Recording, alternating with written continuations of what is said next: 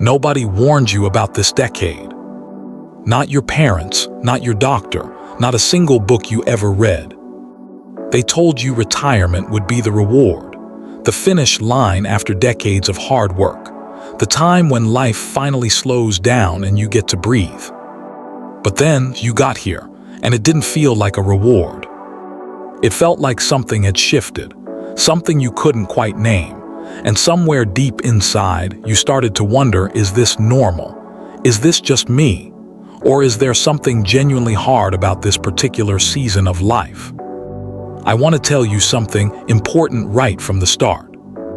If you're between 65 and 75 right now, or if you're about to enter that window, what you're feeling is real. The confusion, the loss, the unexpected grief, and yes, even the quiet joy mixed in, all of it is real, and there are reasons for it. Today, I'm going to walk you through exactly why this decade is one of the most complex, emotionally loaded, and quietly challenging seasons a human being can go through. And more importantly, what you can do to not just survive it, but actually find meaning and peace on the other side. Stay with me, this matters. We talk a lot in our culture about the difficult stages of life. Teenagers struggling with identity, young adults figuring out careers and relationships, middle-aged men and women going through what people call a midlife crisis. But somewhere along the way, we forgot about this one. The decade between 65 and 75 is, for many people, quietly the hardest. Not because of dramatic crises, not because of one single terrible event, but because of the accumulation, the slow, steady weight of so many changes happening at once. By the time most people enter this window, several major life pillars have shifted or collapsed completely. Work is gone or going. Children have moved on. Friends have started to disappear. The body begins to speak in ways it never did before. And identity, the very story you've been telling yourself about who you are, suddenly feels less certain. And here's the thing that almost nobody says out loud. This isn't a personal failure. This is a developmental stage, just like adolescence, just like young adulthood. The years between 65 and 75 are a real, documented, psychologically complex phase of human life, and the people who understand that tend to navigate it far better than those who don't. So let's name what's actually happening. Let's look it in the eye, because clarity is the beginning of peace. For most of your adult life, you knew exactly who you were because you knew exactly what you did. I am a teacher, I am a nurse, I am a manager, I am a father who provides, I am a mother who takes care of everyone. Identity and role were the same thing, and for decades that worked perfectly well. But then retirement comes, or the kids leave, or both, and suddenly the roles that defined you, the ones you built your entire sense of self around, are gone, and what's left? This is one of the great hidden crises of this decade. Psychologists call it role exit, the loss of the social positions that once gave us structure, status, and meaning. And it is genuinely disorienting in ways that are hard to describe to someone who hasn't experienced it. People who were extraordinarily confident and capable in their careers suddenly feel invisible. People who were the center of a busy family suddenly feel unnecessary. And instead of numbing this grief out loud, most people quietly wonder, what's wrong with me? Nothing is wrong with you. You are in the process of rebuilding an identity that is no longer based on what you do, but on who you actually are. That is one of the deepest, most important inner tasks of this stage of life, and it takes time. One of the things that makes this decade so emotionally heavy is the sheer volume of loss. And I'm not only talking about the death of loved ones, though that is very much a part of it. I'm talking about a constellation of losses that accumulates quietly, almost invisibly, over these years. You lose colleagues when you retire, people you spent more waking hours with than your own family. You lose the structure of your days. You lose physical abilities you took for granted for decades. You may lose a spouse or a sibling or a dear friend. You lose relevance in a world that moves too fast and seems designed for younger people. You may even lose the future you imagined for yourself. The trip you were going to take, the business you were going to start, the grandchildren who live too far away. Each of these losses on its own might be manageable, but they rarely come one at a time. They pile up. And because our culture has no ceremony, no ritual, and no language for many of these losses, people carry them alone silently and sometimes with guilt, wondering why they don't feel happier when, objectively, so much is fine. If that's you, I want you to hear this. Unexplained sadness in your 60s and early 70s is often cumulative grief. It is the weight of everything you've lost that never got a proper goodbye. Numbing it doesn't make it heavier. It actually makes it lighter.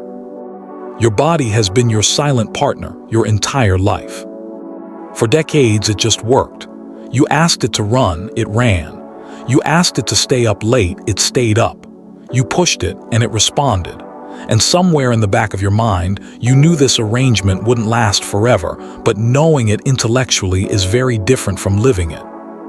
In this decade, the body starts to have opinions, loud ones. Joints that never bothered you before start to speak up in the morning. Energy that used to be abundant has a new daily limit. Sleep changes. Vision changes. The recovery time after illness or exertion stretches out in ways that feel unfamiliar. And here is where the psychological impact runs even deeper than the physical. Because it's not just about pain or inconvenience. It's about what these changes mean to us. To many people, physical decline feels like a threat to independence, to dignity, to the very sense of self that says, I am a capable, functioning person. That fear is worth acknowledging. It's worth sitting with and understanding. Because the people who navigate this transition best are not the ones who pretend it isn't happening.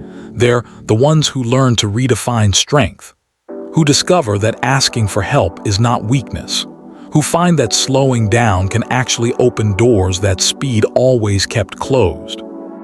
If you're in a long-term partnership, retirement does something interesting to that relationship.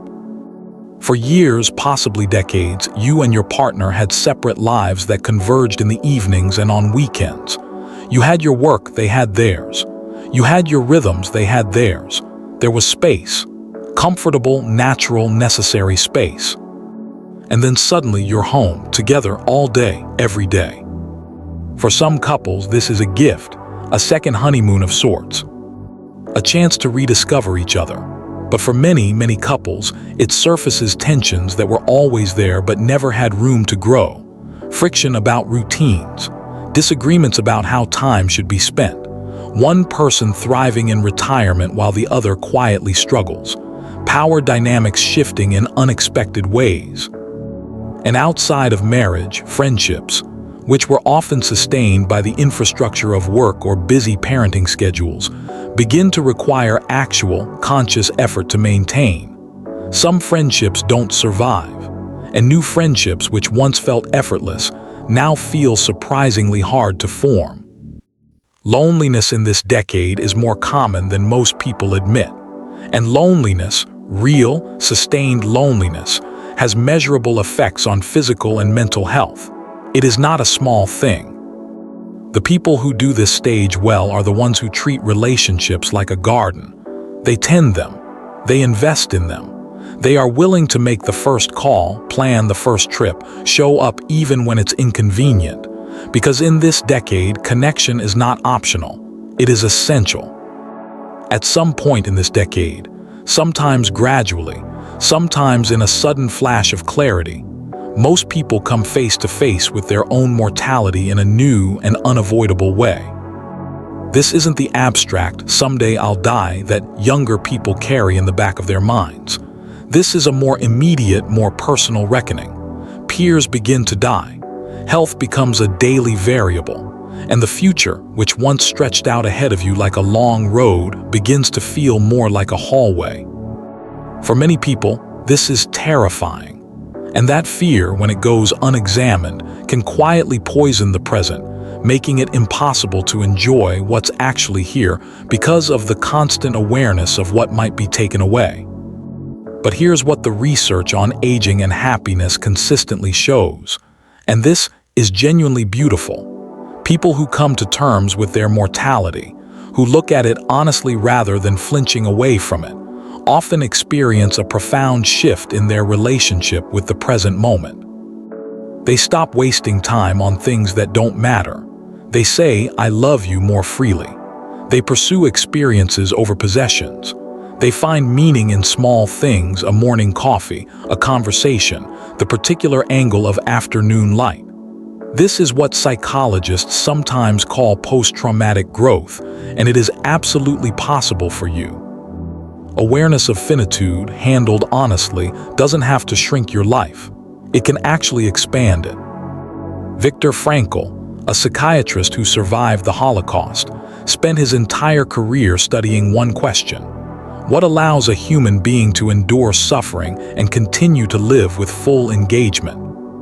His answer, which he arrived at through his own extraordinary suffering and through decades of clinical work, was simple: meaning. Not happiness, not comfort, not even health, meaning. And the search for meaning, the deep, authentic question of why am I here?